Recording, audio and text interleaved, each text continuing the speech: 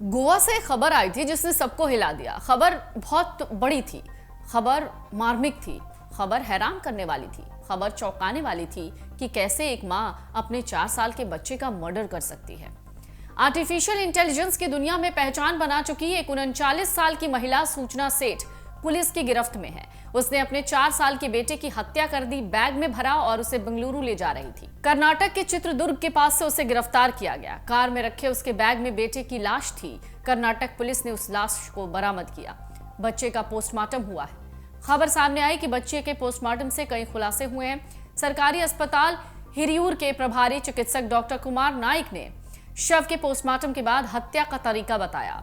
उन्होंने बताया कि निश्चित रूप से बच्चे की हत्या करने के लिए किसी हथियार का इस्तेमाल किया गया होगा।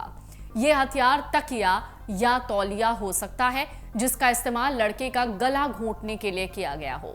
पुलिस ने बताया मूल रूप से पश्चिम बंगाल की रहने वाली सूचना सेठ बेंगलुरु आई थी। वहां उसे एक शख्स से प्यार हुआ।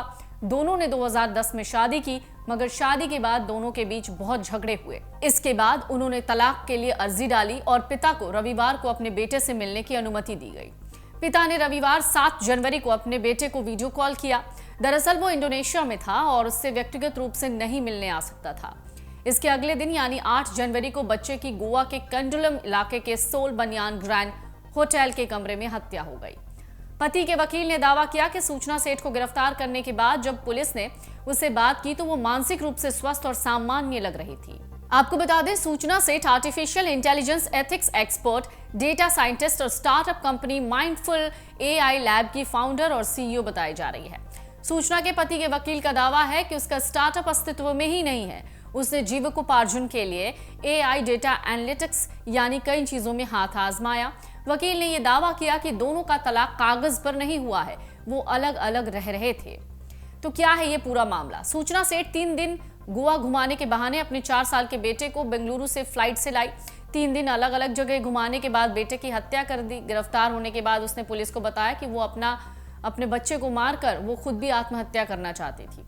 बाद में उसका मन बदल गया। इसके बाद रात 1 बजे 30,000 रुपए में कैब करके सूचना सेठ होटल से निकली।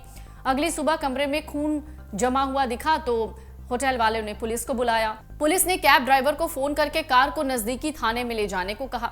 ड्राइवर ने कर्नाटक के चित्रदुर्ग इलाके के आई मंगला पुलिस स्टेशन में गाड़ी रोककर वहां के पुलिस कर्मियों की गोवा पुलिस से बात कराई।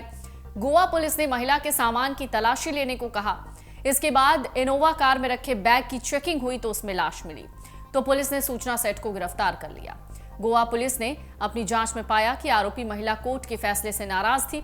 उत्तरी गोवा की पुलिस अधीक्षक निधिन वल्सन भी कहती हैं कि होटल में अपने 4 साल के बच्चे की हत्या करने की आरोपी महिला सूचना सेठ अदालत के हालिया आदेश से नाखुश लग रही थी, जिसने उसके पति को रविवार को अपने बच्चे के साथ समय बिताने की अनुमति दी थी। पुलिस की माने तो आरोपी महिला और उसके पति का साल 2022 से तलाक की जो प्रक्रिया है वो चल रही है। इन सवालों के जवाब के साथ बेटे की हत्या की आरोपी सूचना सेठ के इंस्टाग्राम पोस्ट की भी खूब चर्चा हो रही है। उसका आखिरी इंस्टाग्राम पोस्ट जो सूचना सेठ ने अपने बेटे पर किया। सूचना सेठ ने अपने इंस्टाग्राम अकाउंट पर आखिरी पोस्ट 12 अक्टूबर 2023 को किया। बेटे की हत्या के लगभग 3 महीने पहले सूचना सेठ ने एक्वेरियम के पास खेलते हुए अपने 4 साल के बेटे की तस्वीर डाली। पोस्ट के कैप्शन की शुरुआत थी #WhatWillHappen। इस पोस्ट के कैप्शन में कई और हैशटैग दिए गए थे। अगर आप ये वीडियो YouTube पर देख रहे हैं तो हमारे चैनल को सब्सक्राइब करें और बेल आइकन को दबाना ना भूलें। अगर आप Facebook पर ये वीडियो देख रहे हैं तो हमारे पेज को लाइक करें।